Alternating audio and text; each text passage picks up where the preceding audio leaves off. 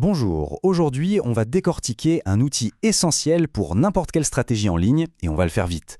On s'est tous déjà posé la question, mais comment font les autres pour être toujours en tête des résultats? Eh bien cette analyse, c'est la clé pour le découvrir.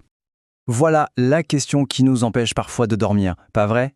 On a beau faire tous les efforts du monde, on a l'impression que les concurrents ont toujours une longueur d'avance. Mais la bonne nouvelle, c'est qu'il y a un moyen très concret de comprendre exactement pourquoi. Et ce moyen, c'est ce qu'on appelle l'audit SEO concurrentiel. C'est vraiment l'arme secrète qui permet d'arrêter de subir et de commencer à agir de manière stratégique. Comment? En allant tout simplement voir ce qui marche chez les autres. Alors, qu'est-ce que ça signifie un audit SEO concurrentiel? En fait, il faut voir ça comme une véritable mission d'infiltration.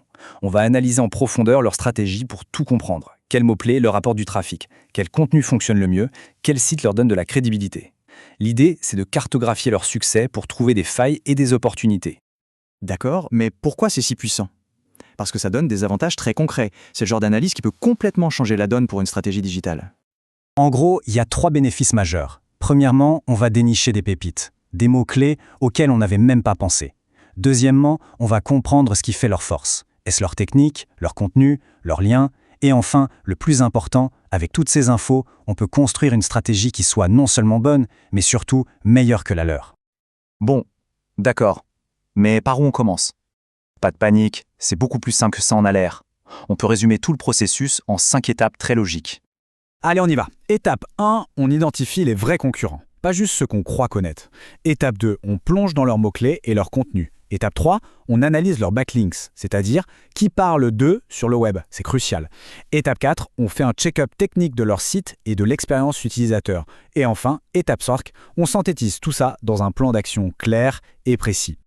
Maintenant, une fois qu'on a fait tout ce travail, une question se pose. Est-ce qu'on le fait une bonne fois pour toutes ou est-ce qu'il faut y revenir régulièrement? C'est une excellente question parce que le SEO, ça bouge tout le temps.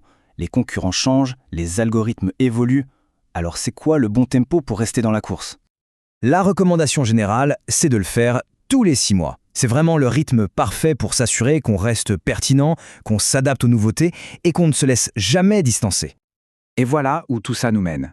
Au final, la question n'est plus pourquoi ils sont meilleurs, mais devient plutôt OK, maintenant que je sais tout ça, quelle est la toute première chose que je fais pour inverser la tendance? Et c'est là que la vraie stratégie commence.